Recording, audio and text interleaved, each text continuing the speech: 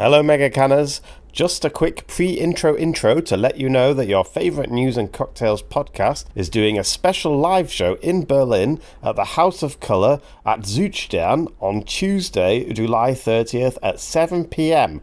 That's House of Colour, Tuesday, July 30th at 7 p.m. in partnership with some other canned drink experts, First Viatzek. Check the show notes for the event link. We'd love to see you there. In Berlin's heart, where news is unveiled, Megan and Conrad with German tales. The German news, it's tough to bear, but with Megacans, they're ready to head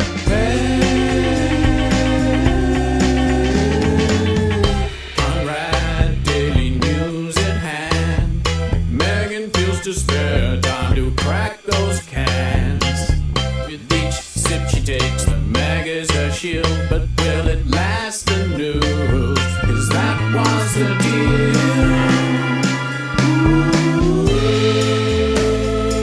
Hello everyone, this is Conrad Werner of Megan's Megacan. This is a special summer show that we're doing. Next to me we have Howard Hunt, who you are about to hear an interview with. He's a novelist and a combat medic. The reason why we're put on this special show is because it's actually a fundraiser for an ambulance that Howard wants to buy. Or 3 ambulances, in fact. No, I think we're just going to stick with one. Oh, okay. One ambulance that you're going to buy. But why do you want an ambulance? Right. I joined a medical battalion in Ukraine, in Pavlograd City. I will mention this, I think, in this podcast. Very, very hard to join. Not enthusiastic about foreigners at all. I basically turned up with a couple of big bags of medical equipment and talked my way in. I did 2.5 rotations on a rescue bus. So that was like a month and a half of essentially assisting.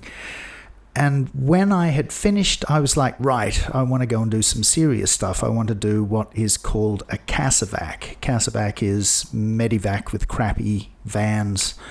I wanted to get in a crappy van and go somewhere near the front line and do some frontline stuff. And what basically happened was the Hospitallers Medical Battalion that I joined went, you can't. And I was like, why not? And they said, because foreigners are hard to manage. Firstly, you're disagreeable, you're chaotic, running around with the Batman theme playing in the background. So we're not really sending anyone in that direction. Okay. But if you have your own vehicle, it's not a problem. Therefore, this fundraiser for this ambulance in Hellersdorf. And where can we find your fundraiser? I'm just about to launch a website. I'm doing a small English-speaking medical battalion called the AO, which are the 2 most common blood types. And you can find this online at ao-med.com. I'll say that again clearly because I've never said this before. ao-med.com. And if you go there, you can find all of the details. Okay. Yes, that's it. That's great. So, yeah, I'll post a link underneath the show. It's a really important cause to, stop fascism spreading across Europe. Thank you very much. Thank you. Conrad Werner. Bye. Bye. Hello, everyone. It's time for another episode of Megan's Megacan. I'm Megan. I'm here in Berlin with Conrad Werner. Hi, Conrad. Hello. And we have a guest today. We have Howard Hunt. Hello, Howard. Who is this hard character you're talking about? I'm so sorry. I need you to say this. Howard. For anyone who's not Northern Irish who's listening. Right. Okay. Pleased to be here. It's very nice to have you here. Conrad, do you want to introduce our guest? Because you know him much better than I do. Yeah, Howard is a very good friend of mine. He's a novelist and now a war novelist. Since the last few years. You've had several things published. You used to live in Prague and teach script writing, amongst other things. Yep. Also lived in New York as a magazine writer for a while. Uh-huh. See, I'm remembering this quite well. I'm impressed. This is not bad. This is good. And you're from Australia, originally. And I've been in Berlin, I guess, for 8 years now. Mein Deutsch ist schrecklich, as it is when you're a poor Anglo-Saxon from an island on the other side of the planet. Also, German is really hard. Yes, German is also diabolical. But also, Europeans just effortlessly speaking multiple languages. It's just frustrating. And it's appalling. Someone should stop it. Yes. Well, who can we vote for in the elections that's going to stop that? No, who might roll in with heavy weaponry and put an end to all of this? That's true. Yeah, okay. Which leads us into what because we want to talk about what you're doing now. Yes. Which is extraordinary. I've been reading some of your writing and I don't even know how to, you're going to have to describe it because it's... Yeah, for sure. Okay. Oh God, the alcohol. Yeah, sure. God, you can tell that means I'm very interested in this story. Howard. Yes. Yes, Megan. Here we are. It's so funny to have to twist I don't even have that strong an accent, but those OWs Anyway, what is your experience, if any, with Megacans? I have drunk some in London and it did not end well. Oh, forewarning, the reason they're referred to as Megacans, one of the very still good things about Germany is that these are 10% as opposed to usual 5 or 6% in the UK. Yes. Just as a... But also the ones in the UK are these great big cans. Oh, well, those are just big cans. You can never have too much can. Yes. But some people, I think, are disappointed with the size of a mega can, which is just a normal can. But it is all about that 10%. And what we have today is a Lynchburg lemonade because we're going to talk about some heavy stuff. And this is one of the more delicious ones, I think. Yeah. Okay, great. One of my favourites. Cheers. Cheers, everyone. Cheers. Okay. Oof. That's very good. Yeah, that's very strong. That's Friday. That'll do the trick. That tastes like Friday. That does taste like Friday. Hopefully it's Friday whenever people are listening to this, and if not, you can have a mega can and pretend it is, though only if that's kind of appropriate to do so. Some of our listeners check because I always put a photo of what we're drinking on the podcast page. They whatever it is that we do. They look at the photo and buy whatever's in the photo and then drink along while they're adorable. Listening. That's kind of what I hope people are doing in their minds. No one should have to listen to the news or bad things completely sober. Anyway, Howard, you've been in Kharkhiv for the last couple of months. Yes. Which is a strange place to go. Okay, if we sort of contextualize this. Okay. I am a novelist, but for the past 2 years, I've trained as and have started working as a combat medic. And the very funny thing is I'm a combat medic in Ukraine without ever having been a soldier, a doctor, or speaking Ukrainian. But I'm a combat medic with a volunteer medical battalion called the Hospitallers. And that is a story which we will get to because I essentially walked in and said, I want to join. Mm-hmm. And a lot of people have tried to do this and they are not welcoming for foreigners because foreigners are hard to manage. But the secret is just turn up. And the thing is, Ukraine needs combat medics, and Ukraine needs everything it can get. And the resistance is strange, but also the resistance is understandable because organising anything is difficult. And so it was just one of those things. I turned up and went, how can I help? And I was there at the right time. Okay. But this all connects to stories. But you didn't turn up just without knowing anything. You'd obviously been training here for a while. I did the full Rettungssanitäter course with the German Red Cross, and that was... Am I allowed to swear on air? Can I say... 100%. I'm surprised we haven't sworn already. I am allowed to say... Okay. Our listeners will be laughing at that question. No, sure. Yeah. So the Red Sand course with the German Red Cross was a bit of a shit show. It was a shit show largely because I did it in German, a language I don't speak. I've done training like that back when I first moved here, and it's yeah. And so I got through that, but I think before we get to that, we then need to look at why Kharkiv specifically and what gave me the idea to do this training. And so if we rip through this at the speed of light, when Russia invaded Ukraine, immediately I opened up my apartment to Ukrainian refugees. Mm-hmm. And so now it's 24 plus months. I've had 13 refugees in my apartment. And the third and fourth were a lovely couple, a guy and a girl from Ivano-Frankivsk. And so in 2022, they were like, you really got to come and see Ukraine. So I went to Ukraine in the first year of the war. And when I was in Ivano-Frankivsk, I went to a hospital to do a little bit of volunteering. And I met two guys from the Kraken Battalion. And so the Kraken Battalion might sound a little bit absurd. Is that Kraken like the Kraken, like release the Kraken, the Kraken Battalion, and so I have a theory. My theory is everybody can write. Not everyone can tell a story. Not everyone has a story to tell. Often, people with really great stories got no storytelling skills, and that includes a lot of journalists. Often, people with great storytelling skills got no stories, and that includes a lot of authors. And my background was fancy magazine journalism, where we had this attitude that in the hands of a good craftsperson, every story is a good story. Like if you are writing and you have skills, you can take anything and you can turn it into a great story.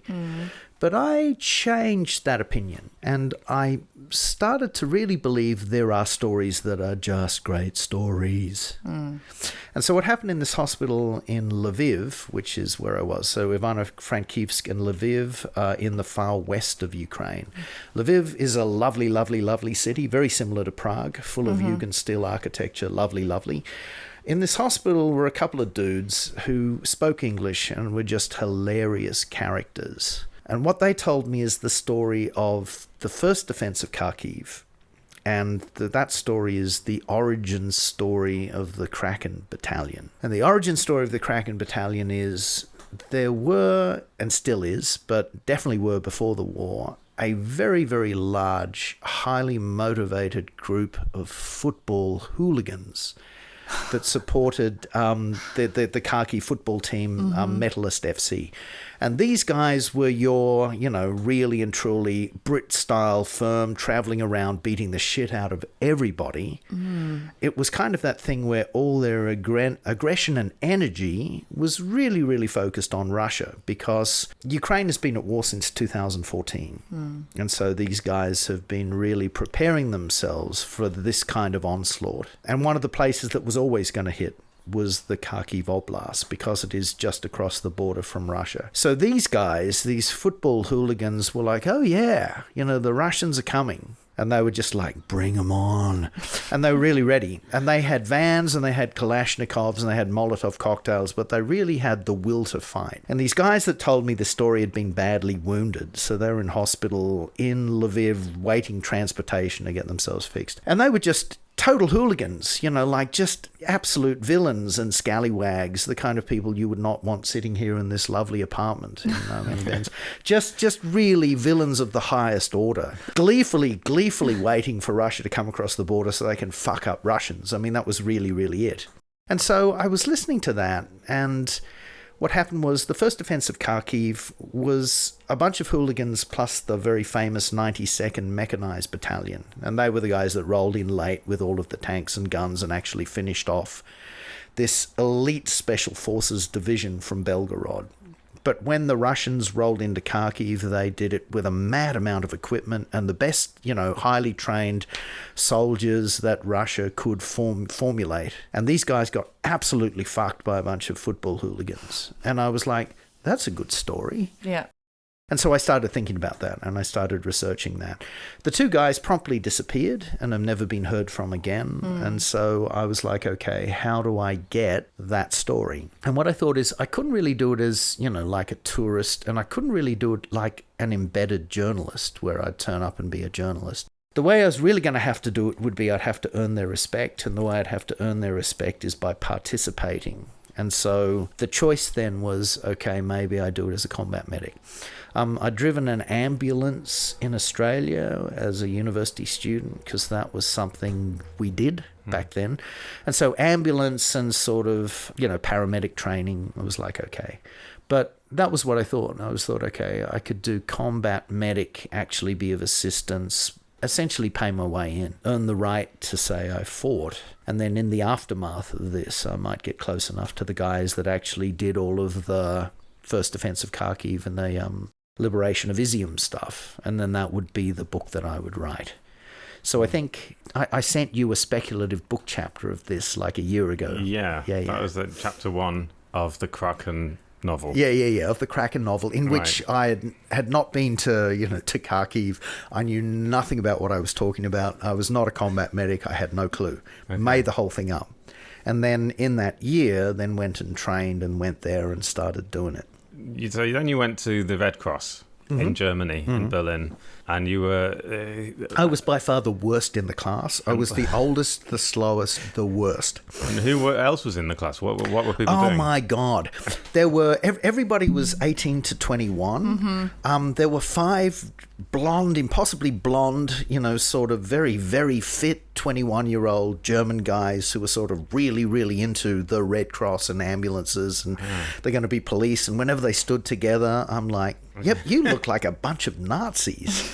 They really had that thing. And then there was sort of like tattooed and pierced girls who sort of wanted to do all of this stuff. So it was... They were training to join the Red Cross. Training to join the Red Cross. Okay. So I think the 9... paramedics. The paramedics. So nine of them were early 20s. There was a 26-year-old who was studying medicine at Humboldt. There was a 31-year-old who will actually join me in Ukraine as a combat medic. So he sort of got all inspired by the madness of this whole thing. You radicalized him. Well, he was already radicalized. He worked for, can I say this, the Adenauer Stiftung, and sort of was extremely disillusioned with the whole lack of support for Ukraine. So he's like, okay, I'm going to train as a medic. And so that was kind of it. And everybody was super good. Everybody was, really highly motivated. I was just struggling to stay afloat. And so when we did everything, it was really pretty dreadful and humiliating. But at the end of it all, I had the right to wear the Red Cross polo shirt. Well. Which then I used to bluff my way into several other things. So the objective really was... the Red Cross fleece, the Red Cross polo shirt. Oh, if you got a fleece, that's... I got a fleece. I got the boots. What else do you need? Yeah. And then you were in Czech Republic, right? The Czech Republic thing. How did you get there? I wrote a story about that in which I sort of chronicled the humiliating Red Cross experience. And then I went to do my practicum at the UN Medivac Center in Poland. And was highly, highly unimpressive to these tough, grizzled Polish paramedics. So I sort of turned in my Red Cross polo shirt and They're boots. fuck, here they took one look at you, and they actually said, we don't take the Red Cross very seriously around here. And so what they basically did was they put me to work in the kitchen just to see if I would quit, and I didn't. And then after a week, they put me to work pushing trolleys around, which I did, waiting to see if I would quit, and I didn't. And then at the end, they were like, okay. And then at the end, they really did, scribbled a number on a piece of paper. And this is our guy in the Czech Air Force who does tactical combat casualty care courses.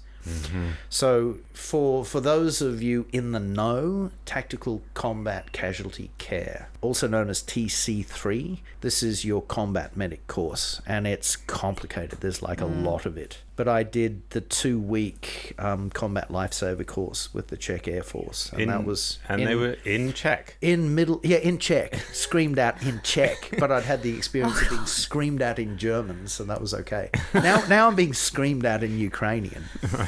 But the tactical casualty care course in middle of nowhere Bohemia, it was really in the middle of nowhere at this kind of facility.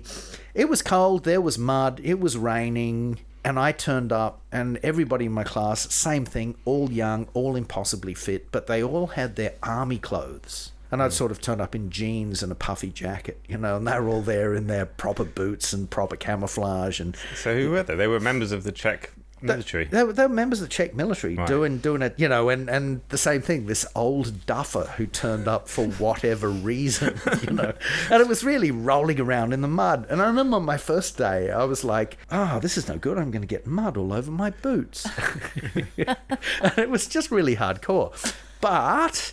What you really got from that is the Czechs are expecting a fight. Like, the Czechs are doing this, and the Czechs are, we are going to be fighting our old foes, the Russians. Whereas the teachers at the Red Cross course were, like, how about we break early for lunch? You know, and then, you know, we'd break early for lunch and we'd come back late from lunch and, you know, we'd sort of sit down and have a period of 30 minutes of readjustment because, you know, lunch was good, Lunch is hard. you know, all this stuff. And the Czechs were just really, you know, running around with their airsoft rifles, killing pretend Russians while rescuing each other. And so that was good. And then on the basis of that, I then promptly ran up, bought a bunch of camouflage equipment, you know, on Kleinanzeigen. And turn up. That must have been an interesting. No, but I mean the whole thing and sort of learning all that stuff. You know, like learning about the types of plates that you have in your plate carrier that will stop various calibers of bullet. Oh yeah. This is when you bought body armor. Then. Yeah, this is where I bought body armor. Plates. I was like, you're having to bring your own plates like you're going camping, and I was like, no, Megan, not that kind of plate. Yeah. You clown. But it was really funny too because I was like, you know, I'm going to turn up. I really still can't believe I actually was accepted into this battalion. It's just also another story, but we'll get there. Okay. But it was just really, okay, they'll give me stuff, won't they? And I had this girl from Lviv in my flat, and she was this sort of extremely fierce Ukrainian girl, and she was like, yeah, they might give you a helmet and a bulletproof vest, but what are you going to do if they don't? And I was like, right, good point. Yes, I guess I better that is a valid point. I better buy myself. Get up Kleinanzeiger. Yes, yeah. So really it was Kleinanzeigen, and this sort of segues to one of the more hilarious stories in the sense of classic misunderstanding, which equals good fortune. So you're on Kleinanzeigen, but you're also on the Instagram accounts of combat medics, and you're looking at what they're wearing. And what everybody in Ukraine is wearing is either Bundeswehr camouflage, which looks like paint splatter, or this sort of digital print camouflage that's the American camouflage and just looks dead cool. So digital camouflage is, what is it? It's universal camouflage print, I think, UCP. It's like pixels on the... It's the pixels on the thing. All right, but anyway, I looked at it and I'm like, well, that just looks cool. I want that. So I went on Kleinanzeigen and I bought that. And then I turned up in a real hybrid of Red Cross kit plus... You still got the fleece just in case. I earned this fucking fleece. No. The fleece really was... The fleece was the business, and this is sort of the business. So I've got my army camo pants. I've got my Berlin Firewear awesome Rettungsanitäter boots. Right. Red Cross polo, Red Cross fleece. And then I turn up with a combat medic bag full of combat medic supplies that I bought on Kleinanzeigen. It cost a fortune. And my Rettungsanitäter bag full of Rettungsanitäter stuff, so your paramedic stuff. So 2 big bags of equipment. And the thing that I'd really worked out is you don't want to say, hey, I'm in Berlin, can I come? Because they just won't answer your... Yeah.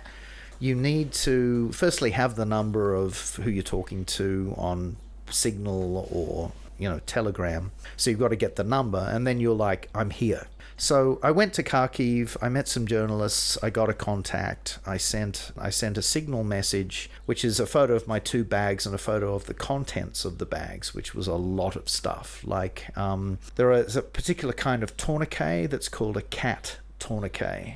And these things are the business, and they cost a fortune. The Ukrainian ones are cheap and they break. These ones are the American ones. I brought a fuck ton, basically. And so I really bought my way in. I'm like, hi, I'm in Kharkiv with all this stuff. Can I come down? And they were like, yes, come down. So I was surprised by that. And then I walked into their headquarters, which was really pretty foreboding. And it was full of, again, you know, buff, young, bearded, tattooed dudes in their early 20s who, you know, would sort of roll out of bed and then do a million push-ups. These guys, you know, and I'm really struggling up the steps with my heavy bags. And so I'm sort of there, and they basically directed me to a couch. And they went, okay, we'll sit on the couch and someone will be around to see you. And then they made me wait for 8 hours. And after the first hour, I was like, oh, are we playing this game? If we're playing this game, I'm not even going to look at my phone. And so I just sat there for 8 hours, and I think I just freaked everybody out because they're like, he's still there and he's not doing anything. He's just sitting there. And so eventually the base commander and the medical director came down, and we had this conversation that I kind of wrote up in one of the pieces where it was really... You know, I'm just sick of, you know, all of the talking. and none of the doing, and, you know, I don't have much to offer, but I am here with good intent. But the funny story is this. It turns out that the army wear the digital print and the medics wear the Bundeswehr. And I turned German up, military ones, yeah. Okay. And I turned up in army pants. And, you know, you're looking at me, the viewer cannot see me, but I'm an intense, you know, gentleman of a, you know, certain age. Well, I sort of came in, sat on the couch for 8 hours, was extremely pissed off by the end of it all. And they looked at me and they went, "Army doctor?" And so this was sort of an ongoing thing. But they sort of looked at me. I think I said a few of the right things. I was speaking English. I was obviously furious. But I was wearing, you know, these fantastic Rettungsanitäter boots and Red Cross kit, you know, with my army pants. And I think they just went, "Yeah, we have no idea, but yeah, you're in." Fine. We don't want to deal. We don't really want to deal with whatever. We don't know. this- We don't care. Fine. But you can get on the bus tomorrow. And that was really how it happened. And I was like, "What?" You know, like, I'm in, and I really was. And that was, I think. And when was this? This was about a couple. No, this is when I turned up. I arrived in Kharkiv on the 24th of February. So This year. This year. So basically the beginning of year 3. Right. And I think I got down to the base in Pavlograd probably about a week and a half later. So we are talking. And where's Pavlograd? Pavlograd is near Dnipro, and we really will not discuss locations any further than that. Dnipro is a big city. Close to the front line there.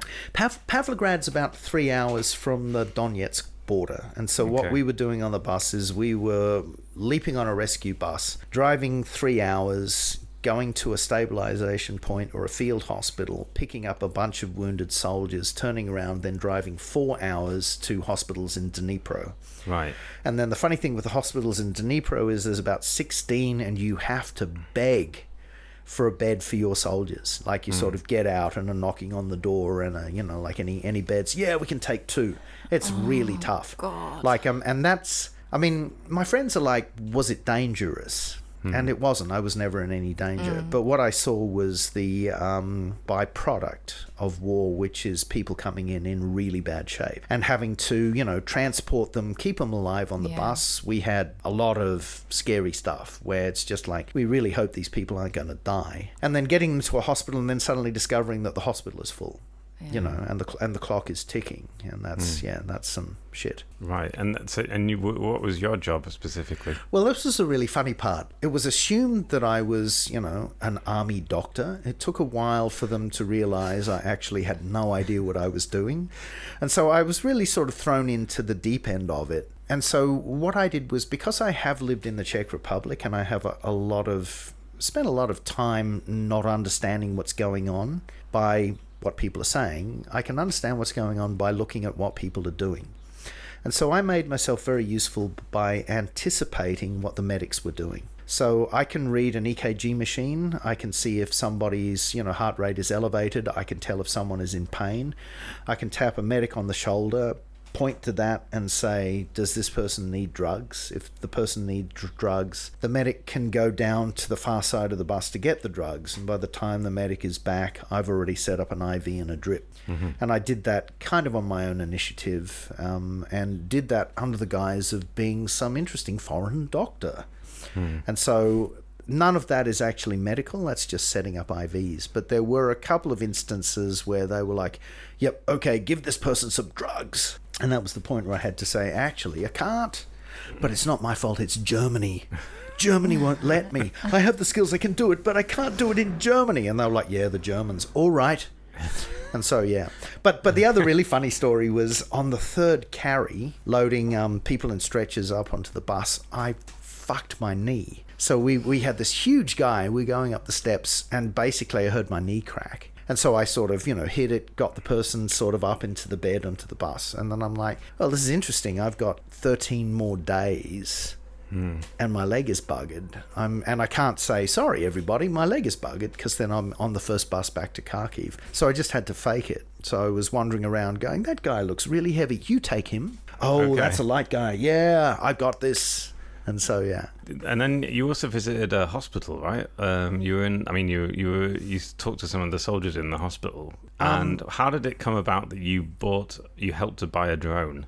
Oh, what happened was I had made friends with the son of a doctor who is a legendary doctor in a hospital in Kharkiv. Mm-hmm. And it was just one of those things. Son was in the Hospitallers, son spoke English, wanted to practice his English. We got to talking. And he was, "You'd like my mum." And I'm thinking, okay. So went up to Kharkiv, met this doctor, and she was, why, to her son, "Why have you brought this guy in? I'm busy."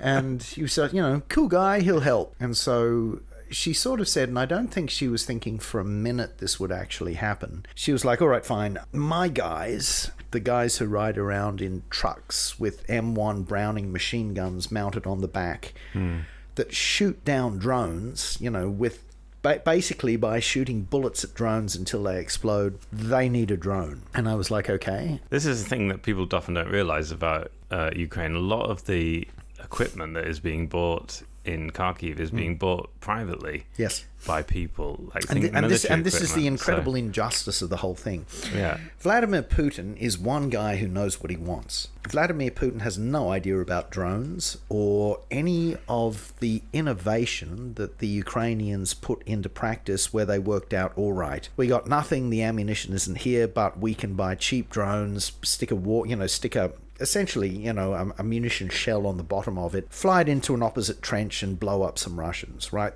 This was all invented by Ukraine. But the second it's up and running, Putin has the power to say, all right, school kids, you're either making drones or you're training to be drone pilots. And this is what is happening in Russian schools right now. You want drones? That's fine. You can have a factory and you can have, at the moment it's 7% of Russia's GDP is being spent on the arms race. I think it's 25% of the Russian budget is now a war economy budget.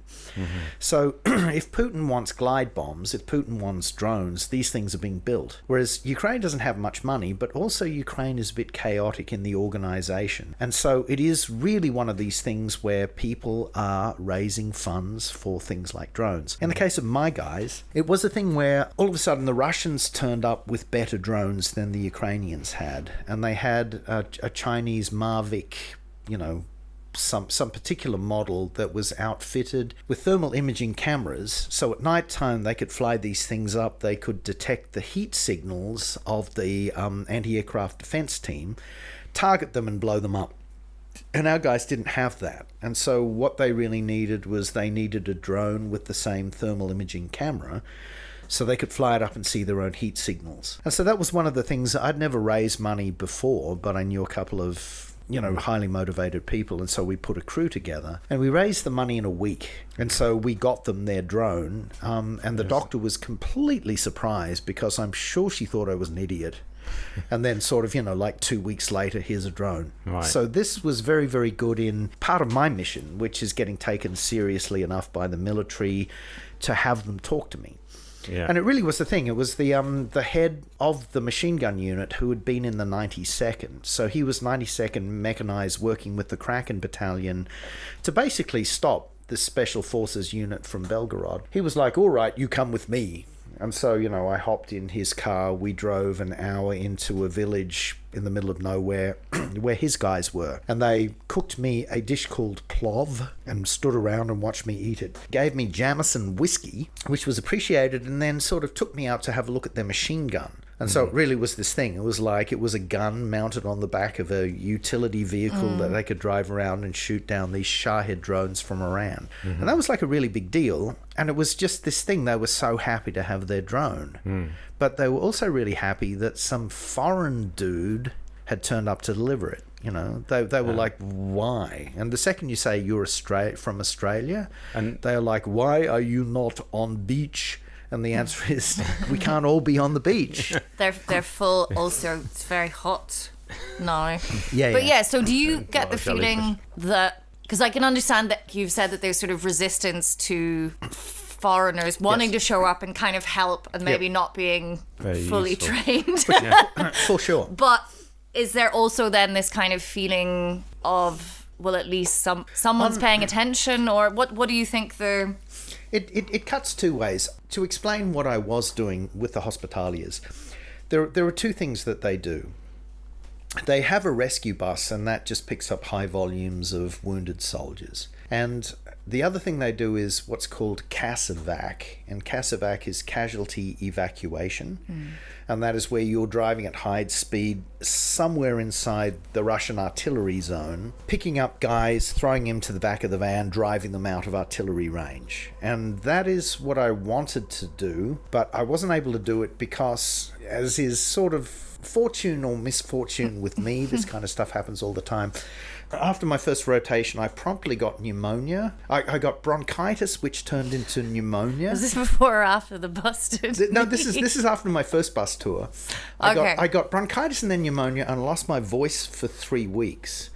And so that was the other thing. All the people that knew me rotated out, and then a whole new crew rotated in, and they saw me in my army pants and boots and Red Cross stuff, also not being able to speak. And they were like, who is this mysterious guy? And so I got that.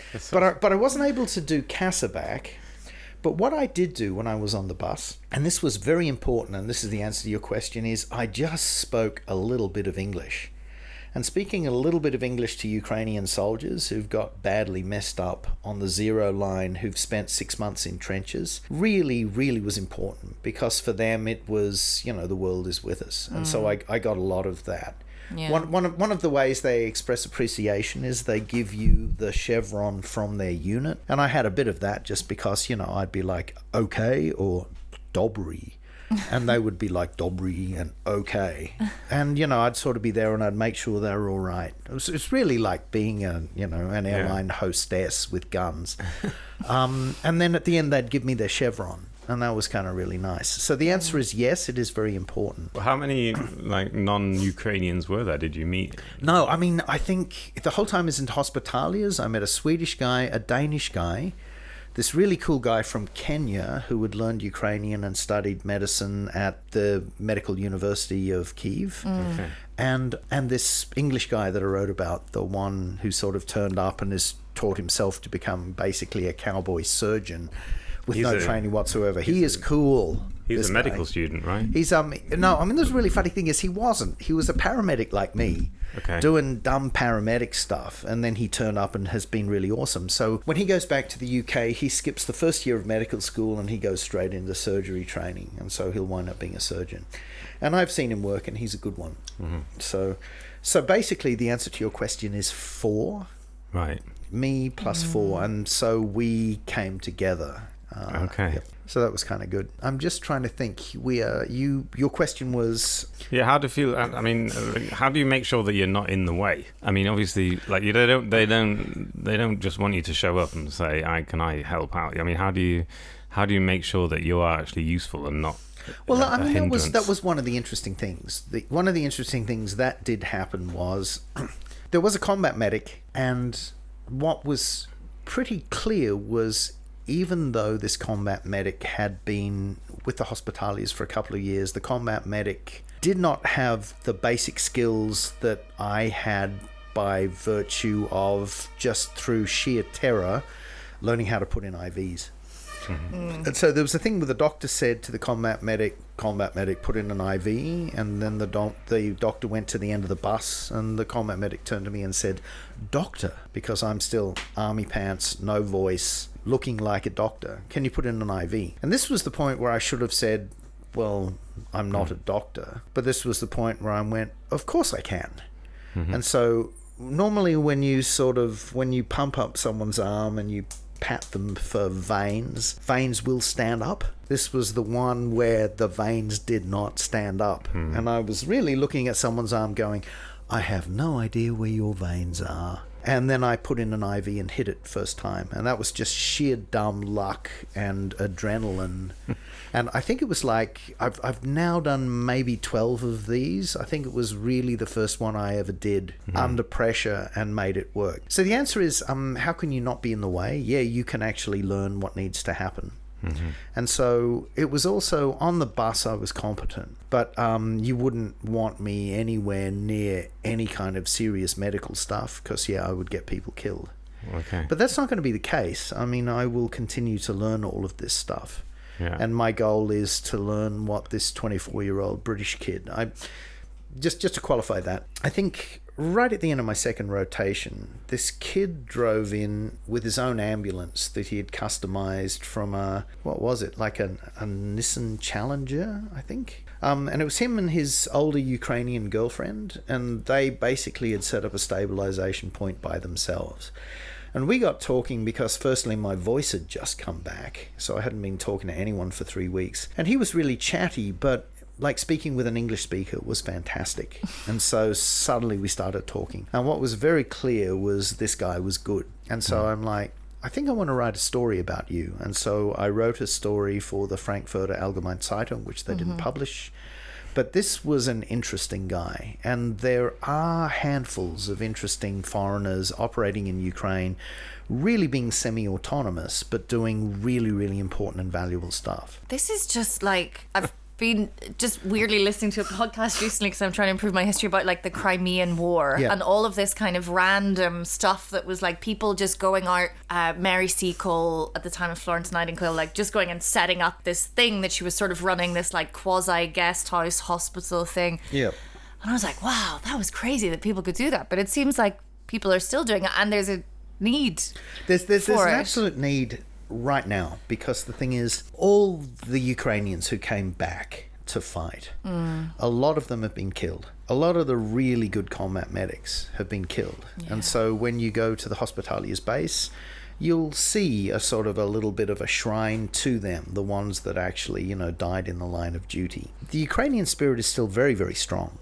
What was very interesting for me would be, I would be on a bus full of soldiers coming in from Avdiivka, where they'd just been, Ukraine lost this village. They held it for, like 2 months, but they just got absolutely wiped out because they had no ammo. If they had ammo, they would be fighting, vigorously, but, they got a hiding because they had nothing. And they were coming back, and there was this one guy who started speaking to me in English. And I was, one moment, I'll get you a Ukrainian speaker. And he was like, no, I am English teacher. I want to practice English. And I'm like, okay.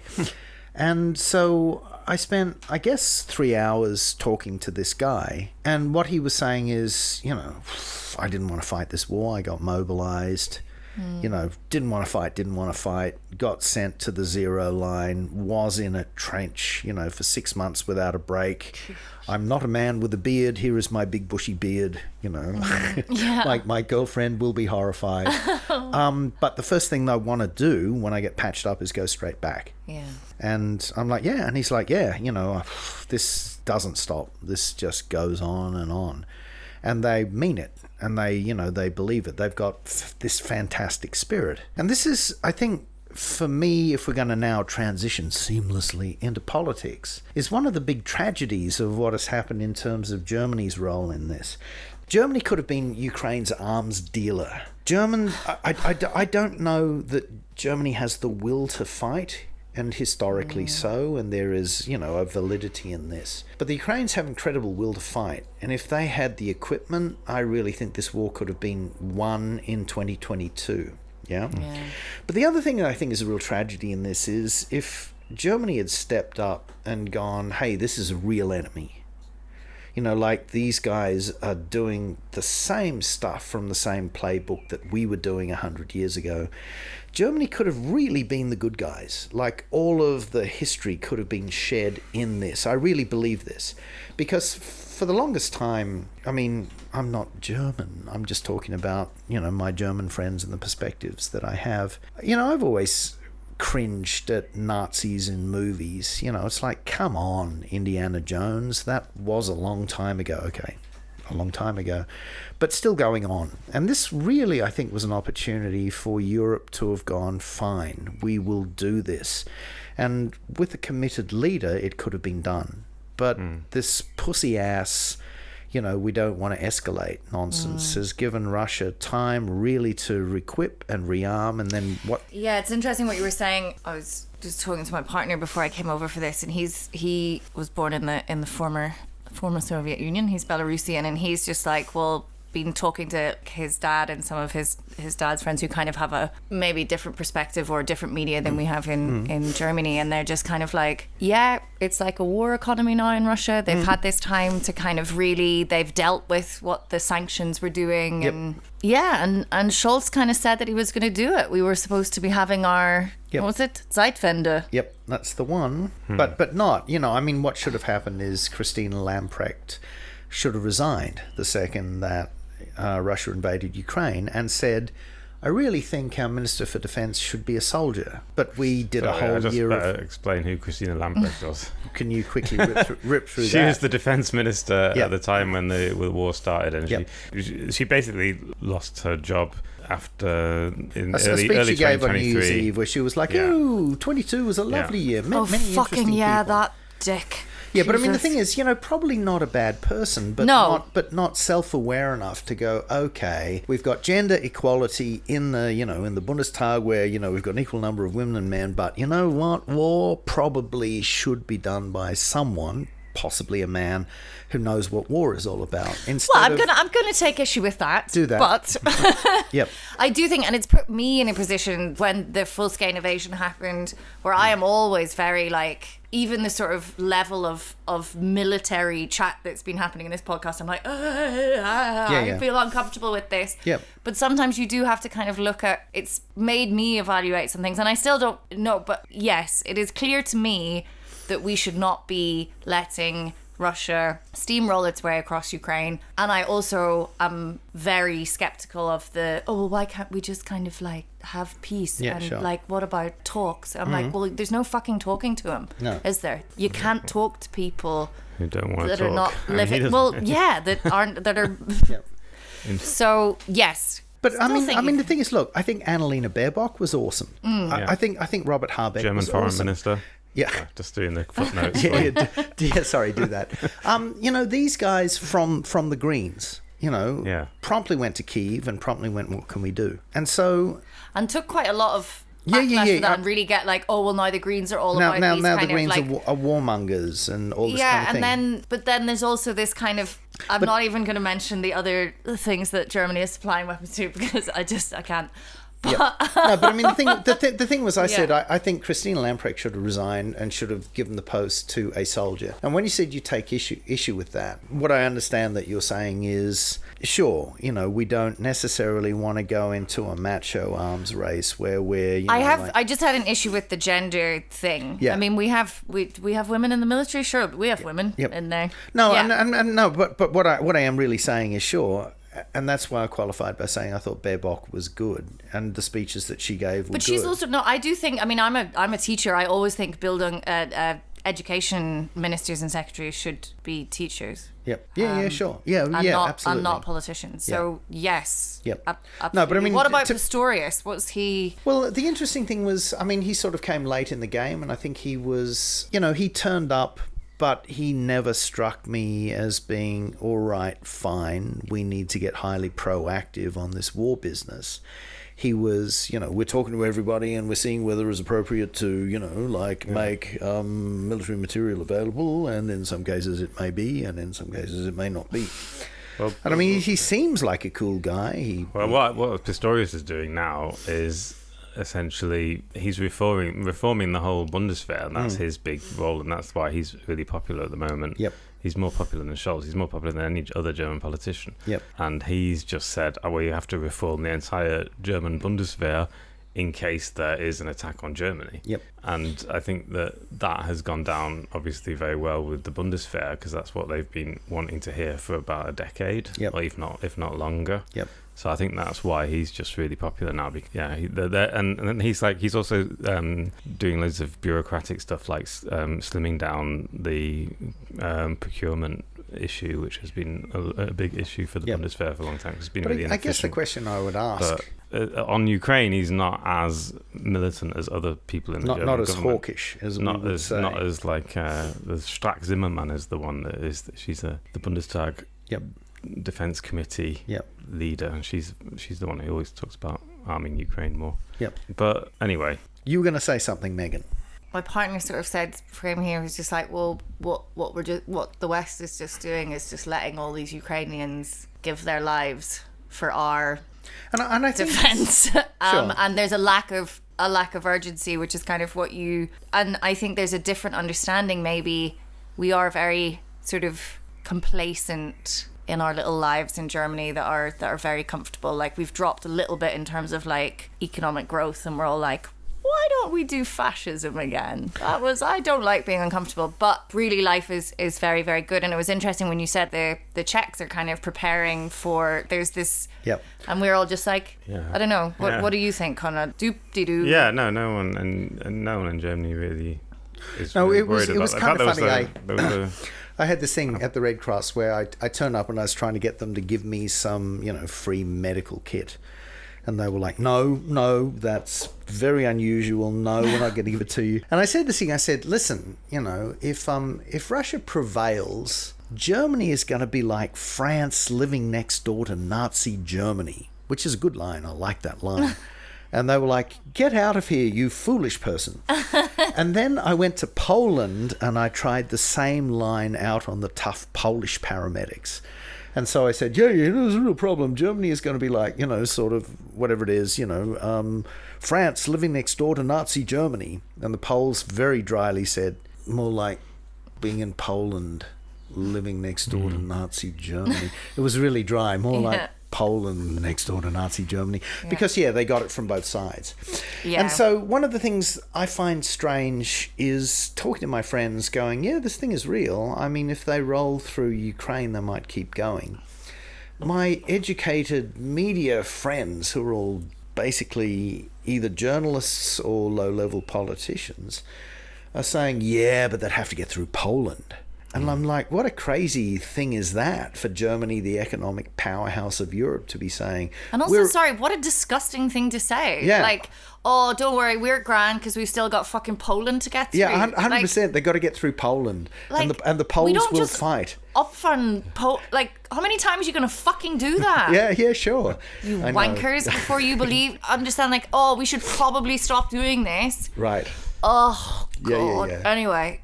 But incidentally, the Megacan has definitely kicked in. Yes, I was just going to say, I can tell when my voice goes like up half the thing, and I'm like, fuck, stank. Yeah. I should point out that Germany is now redeploying troops to Lithuania and Eastern Poland. Oh, good. Is this the good news, or is this your voice of reason? I'm just saying that, like the German government, because German people, it's not in the news at all at the moment. Yeah, that's true. And the German and not loads of people aren't that worried, but I think the German government and especially German military and military officials are quite worried, and they are redeploying troops. Oh yeah, no, I'm sure, and I think Scholz gets it. I think he has sort of gone, all right, I would like to be the peace chancellor, but I also don't want to be the guy that actually allowed his country to be taken, and so that's serious. But one of the things that annoyed me is I have been in Kharkiv when Kharkiv has been hit by glide bombs and when it's been hit by S-300 missiles. I missed the Iskanders. I had left by the time that some heavy real estate got hit by ballistic missiles. So what's the difference between an Iskander and what the other one you said? An S-300 is your bog standard, Soviet issue rocket that you can sort of launch and that will hit and will do damage. Okay. The Iskanders are the ones that Putin was boasting about. It's not hypersonic, but it's just a proper ballistic missile that will do a tremendous amount of damage. Okay. And what happened was 2 days ago, a bunch of these hit Kharkiv. Now, here is the thing. Kharkiv was fine because it had a couple of Patriot anti-missile batteries, but they just ran out of missiles, and missiles are expensive. And what the Russians did, which you would do if you're playing war chess, is they just threw a fuck ton of cheap Iranian drones across the border and let Ukraine waste its missiles on this. And now what's happened is Kharkiv has been an open target since January.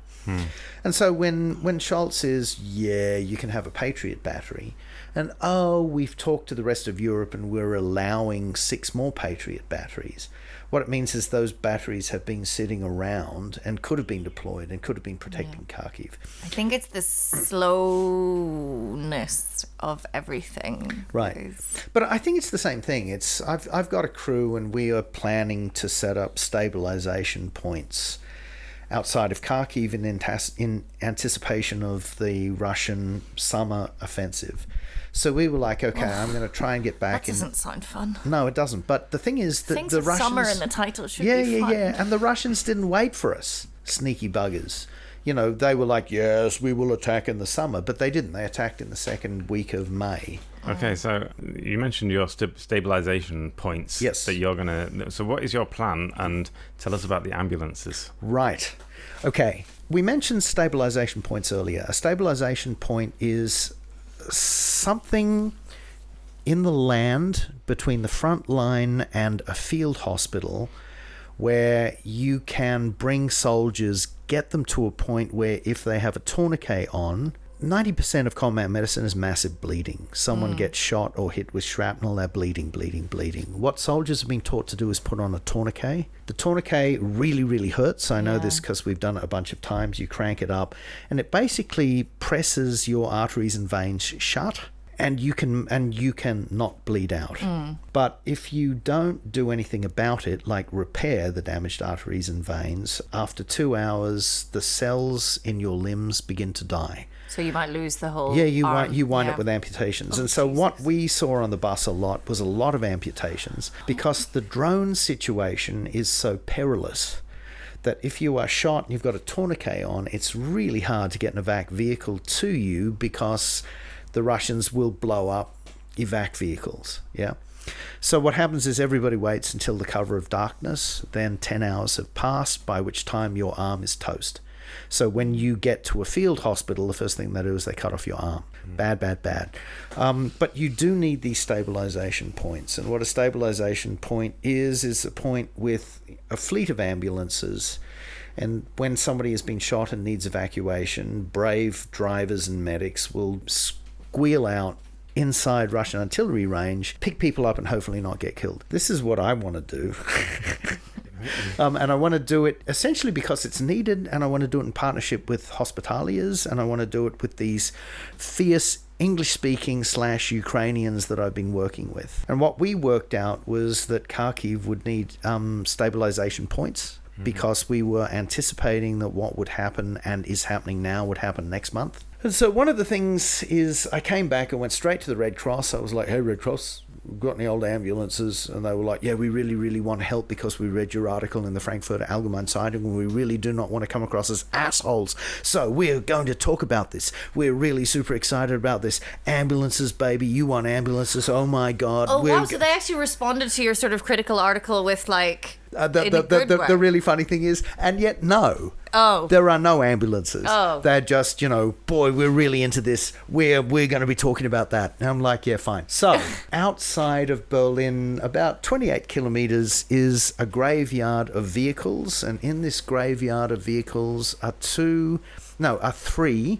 Volkswagen T4 Hochdach ambulances. Okay. The Hochdachs are great because you can stand in them. And so this young British medic who was just like, you want to get this? You can stand in it when you're working on people as you're driving along at high speed. And I'm like, okay, you want an ambulance with a high roof. But there are 3 of these. So that's your job now, is to buy some ambulances. Yeah, this will be the next fundraiser. But if they're in a graveyard, why do you need to buy them? Is that a very No. question? Because they want to sell them, but these things are really dead, and they want to sell them for like I think $3,500 a piece. Yeah. So my plan is we're going to offer them $1,000 each for the 3 of them. We're going to put them in a lorry, and then we're going to drive them to a garage in Kyiv where they will be totally chopped and modded and painted green and have all this stuff happen. So this is my latest project. And it's sort of all logistics, and it is a little bit of herding cats. But I guess, I'm on the podcast for the sheer joy of talking to Megan and Conrad. But I sort of feel a little bit like I'm on the couch at, some also, American if anyone talk would like show. to give some money to buy an ambulance, we wouldn't, not going to turn you away. Sure. But yeah, I mean, and so yeah, this will be something that will be needed. What we would like to do is we'd like to put together a fleet of vehicles, but we'd like to run 3 teams of medics, 6 medics per team, rotate them out every 10 days. And we actually have the personnel. I mean, the crazy thing is, like, a lot of people want to do this. But the problem with ambulances is the roads are so fucked because the roads have been bombed to shit that you're driving along and essentially it just completely shortens the lifespan of your vehicle because your suspension will just, fall to bits. And so I've been on this. I actually shot video of a couple of medics talking. And the whole thing is shaking, like I am shaking it with my hand, but I'm not. I'm holding it steady, and we are bouncing. But the plan is, yes, my crew, we want 3 Volkswagen T4 Hochdak ambulances, and we have found them, and we will ship them to Kyiv, and we will put new engines in them and paint them green and chop them and send them off to the front. Okay. So yeah, latest project. And I'll put a link to your fundraiser underneath. Yes, this. That would be great. Great. I think that's everything. Have you got any more questions to Howard? I mean, a lot, but I'm sure. I think we've covered. We've filled. I did a bit of motor mouthing there, if that was okay. No, it was great. It was absolutely fascinating, and thank you very, very much. Thank you. Great. For sharing all of that. Very, very. I've always wanted to say that in a suave voice. Thank you very much for having me. Very happy you. Yes, excellent. Thank you, you guys, and yeah, your podcast is great. Thank you. Thanks. we like it. Take care, everybody. Take care, Look everyone. after yourselves. Bye. Bye. Bye.